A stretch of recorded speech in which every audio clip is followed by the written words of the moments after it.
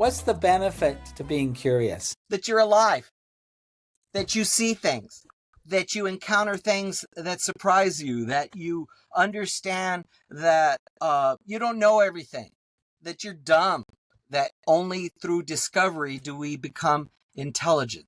It's a daily reminder that if we stop thinking, if we stop looking, if we stop prying into things, our lives will be that much duller, and the lives of those we love around us will be much more duller, because there's nothing more exciting than sharing with someone you care about something you ran across that you'd never seen or thought of before. So there's no joke.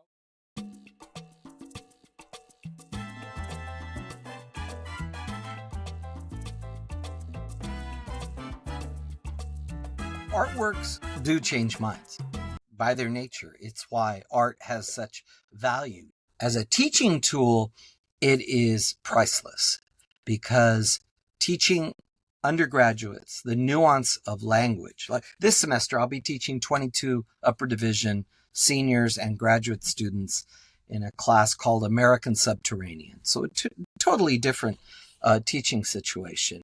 But what art does, and I have found this out in the large lecture 300 student classes that are focused on comics, is it is intimate. You don't have to be able to read or do a Derridian take on Shakespeare to understand a Dan Clowes comic book about teenagers. It hits right away, and the result is visceral, and it's from the gut, and they are moved. The ones that read it, because they don't all read it, but the ones who do the reading, I would say, let's say on a good day, 220 out of the 300, they come in and we talk and we battle and we debate and they speak. It's like a giant Oprah Winfrey show, right? I'm walking around with a microphone. They're talking, I'm showing pictures, because I do realize that the attention span, of course, has shrunk. So I have to move around that room like a whirling dervish, and just to keep the people in the mezzanine alive, right? I call it the moat, because there's this big dividing walkway between the upper tier and the lower tier of the auditorium. And I run up to the moat and I hang out with them. I sit down, I'll talk to them, like this, like I'm interviewing them. And it's what I'm trying to do is, of course, is to keep them engaged, alive, thinking, and to not waste their time. So if I fail, it's on me. It's not them. I'll, like any professor, I'll complain about my students, but the brilliant ones, they're always there. The brilliant third, the 100 people who love the class, who understand it, who prepare, who do the extra credit work, they're always there. They were there at UConn. They were there at Cornell. It doesn't matter whether you're at State U or at a community college. You're always going to have those students that make your life. Wow. Your classes sound like a real experience. Come on down. Come on out. Well, geez, I wish I could. I'd rather go to one of your classes than one of my classes with me teaching, I'd be the one cutting up in the back, distracting you. For sure. I can't handle that. But it sounds like you got a really nice dynamic in your classrooms. But can you teach curiosity? Can you teach creativity? That's a very good question. I avoided it the first time. Yes, you can. You can't teach creativity. You can't teach someone to be a writer. What you can provide are gateways. I call comics a gateway drug to fine literature. They were for me. I grew up with Archie comics, and I ended up writing a dissertation on Carlos Fuentes and Garcia Marquez. So I understand how different forms of art can prepare you for the experience of knowing art, of knowing creativity. But you can't teach someone to be creative. As I said before, the greatest teacher is an exhibitionist, not a teacher. They need to see you, and then you'll move some, and they'll understand. They become more enlightened or sensitive to art and play. I like to think what I do in the classroom is remind my serious undergraduates what fun kindergarten was. I mean, for me, you're right, making a mess with glue and glitter and cutting stuff up and just inventing things. There's a great power in that. And the teaching system inculcates this bureaucratic, stifling, paralytic fear so that people enter college largely hating school.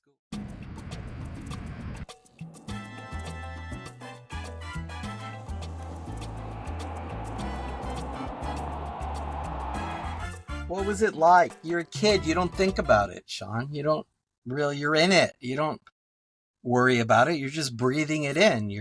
I'm growing up in Laredo. I'm watching Gilligan's Island when I get home, and then I'm going to my father's room where he's smoking and drinking Schlitz and watching the Mexican Johnny Carson, Raul Velasco. So I was born in the '60s, so early '60s. So TV is the godhead of everyone's life, and we happen to have two. One big black and white in the living room.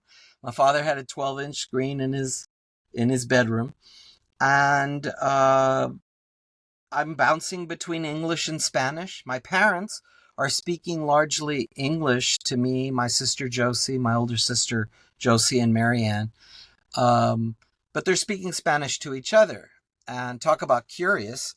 Well, you're a kid, you want to know what they're saying, so you learn Spanish. And my background is working class. My father was a postal clerk. My mother was a telephone operator.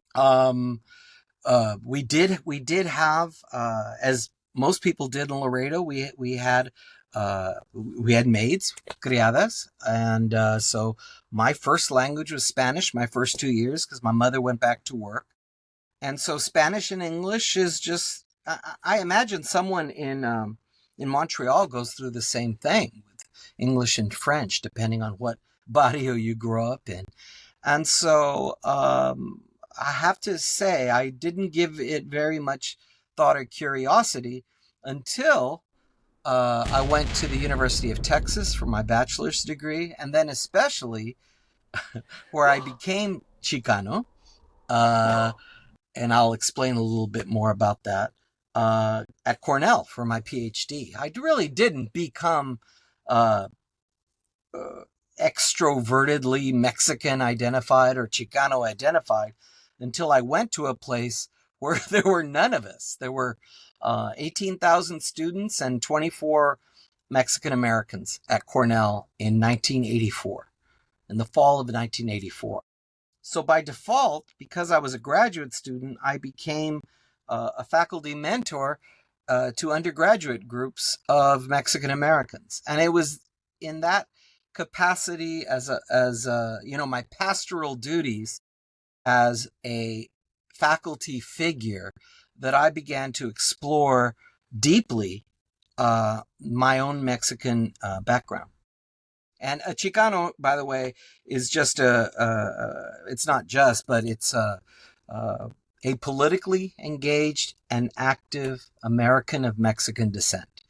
But we have a lot of allies. There are African American Chicanos. There are Brazilian Chicanos. There are Poughkeepsie Chicanos. We have allies all over.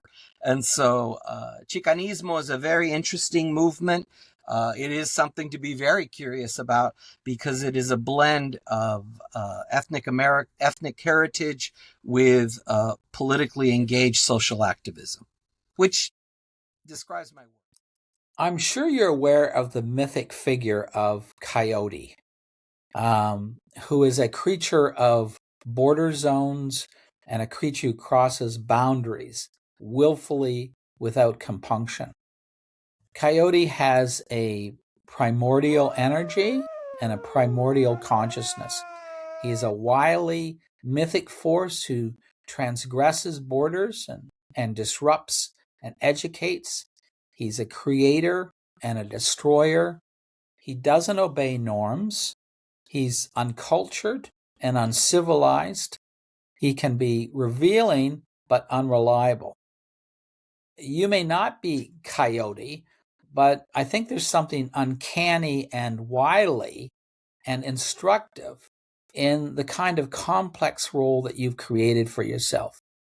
You expose and you satirize in the border zone, and you might identify with the creative energy of Coyote, maybe even the ecstasy of Coyote, but you're more civilized and more ethical than Coyote.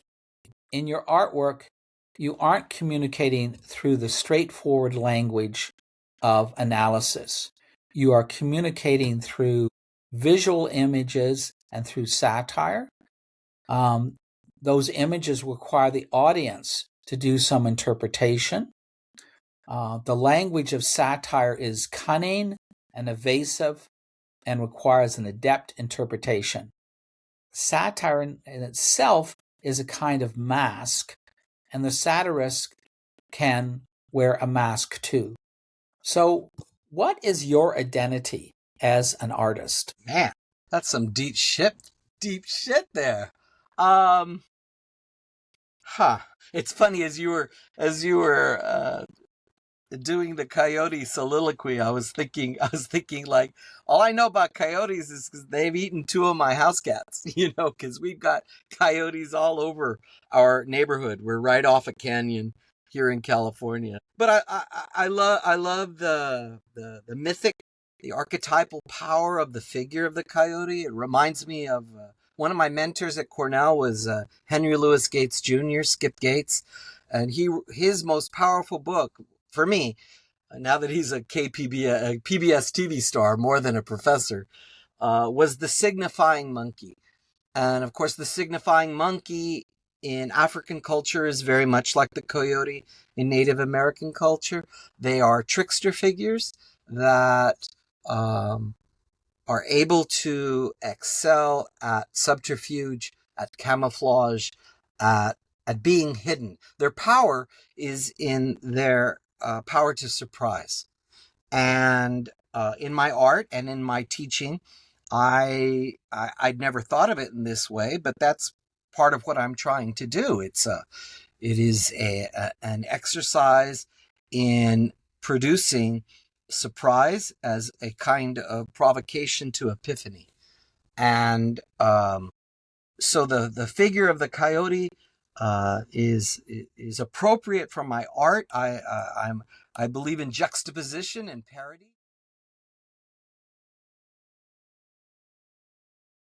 That was our performance art moment. Shtick, man, we were doing our shtick. That was the shtick. That was a good riff.